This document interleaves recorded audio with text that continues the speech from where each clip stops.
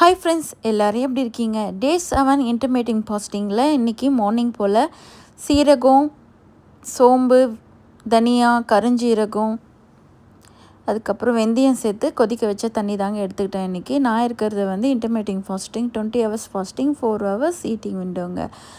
4 எடுத்துக்கிறது 11 to 3 டைமிங்க. அந்த டைமிங்குள்ளே சாப்பிட்டு முடிச்சிடுவேன். மார்னிங் பிரேக்ஃபாஸ்ட் பார்த்திங்கன்னா சூப்பரான சொரக்காய் ஆம்லேட் தாங்க பண்ணியிருந்தேன். சொரக்காய், ஆனியன், அதுக்கப்புறம் அதில் 1 ஸ்பூன் அரிசி மாவு, 1 ஸ்பூன் கடலை மாவு போட்டு சூப்பரான இந்த சொரக்காய் முட்டை ஆம்லேட் மாதிரி எடுத்திருந்தேங்க. செம்ம டேஸ்ட்டாக இருந்துச்சு. அதுக்கு தொட்டுக்க கார சட்னி வச்சு எடுத்திருந்தேன். இதோட நான் ஃபுல் ரெசிபி தனியாக கொடுக்குறேன் உங்களுக்கு எப்படி செய்யுதுன்னு சொல்லிட்டு. அதுக்கப்புறம் பார்த்திங்கன்னா ஆஃப்டர்நூன் லஞ்சுக்கு லாஸ்ட்டு மீலாக 2:45 போல் நிறைய காய்கறி போட்டு கொஞ்சமாக ரைஸ் போட்ட வெஜிடபிள் பிரியாணி தான் எடுத்திருந்தேன். எல்லா வெஜிடபிள்ஸும் இதில் நான் போட்டிருந்தேன். சோயா சங்ஸ் நிறையா போட்டு செஞ்சேன். நல்லா ப்ரோட்டீன் ஜாஸ்தியாக இருக்கும். அதுக்கப்புறம் எக்கு, பன்னீரை வச்சு சாப்பிட்டு முடிச்சாச்சு.